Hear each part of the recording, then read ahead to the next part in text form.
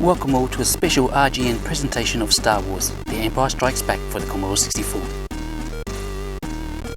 The original Atari 2600 version of The Empire Strikes Back is a side-scrolling arcade shooter that sees you take control of a snowspeeder to battle against Imperial AT-AT walkers on the planet Hoth. The game was a commercial success back in 1982 and a favourite of many gamers who first played the game almost 40 years ago. The Megastyle team are set to treat C64 gamers who happen to be Star Wars enthusiasts with their conversion to the Atari 2600 title, Star Wars The Empire Strikes Back.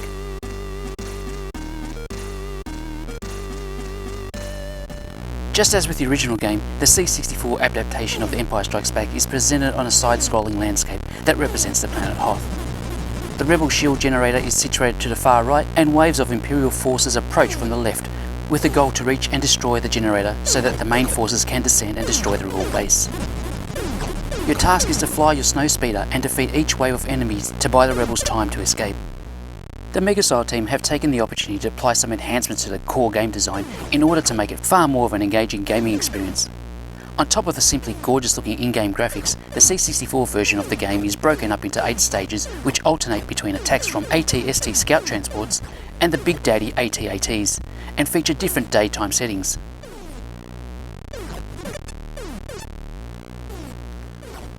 AT-STs are easier to kill as they only require 20 hits, but they walk faster, meaning that you have less time to destroy them before they reach the Rebel shield generator.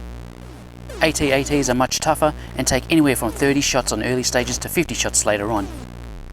Their head is the most vulnerable area, and every shot here will damage it. The body of the AT-AT is more heavily armoured, however, and only 1 in 3 shots will cause damage.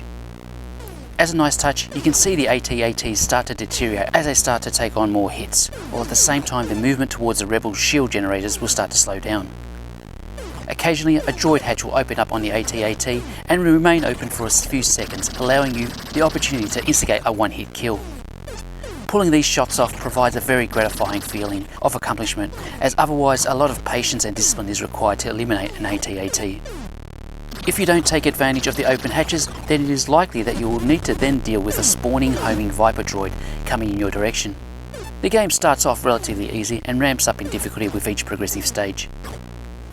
Probe droids are randomly generated from stage 3 onwards and need to be either dealt with or evaded for a certain period of time. The Empire Strikes Back is as much about pulling off evasive moves than it is to inflict damage on enemies, and the C64 version features highly responsive controls to allow you to pull off tight turns and twists to ensure that your speeder comes out in one piece. If you manage to avoid any damage for 60 seconds, then the Force mode is activated.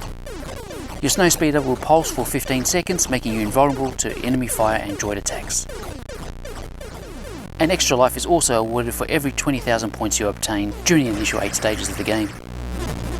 Where the Imperial enemies reach the Rebel shield generator, they will switch their weapon over to a big laser and start to bombard the generator. The state of damage is shown at the top right, and the game is over if it is totally destroyed. Whenever you complete a stage, a fanfare jingle is played and another Rebel ship is able to escape. The first 6 to escape will be large transport ships, while I'll leave it to you to uncover who escapes after stages 7 and 8. If you complete all 8 stages, then the main mission has been won, and you'll be greeted by a storyboard showing your Rebel allies escaping to fight another day. The game will then loop back to stage 1, but with increased difficulty, and there will be no more ships escaping at the end of each stage. Megastyle has excelled in providing a modern day adaptation of Star Wars The Empire Strikes Back for the Commodore 64. It is hard not to be impressed with the high production values on offer here, from the impressive graphics to the tight controls and through to the wonderful musical score, all while still retaining the essence of the original game title. Star Wars The Empire Strikes Back will be available as a digital download from the Megastyle itch.io page. Make sure you show your appreciation for their efforts by throwing a small donation their way while you're at it.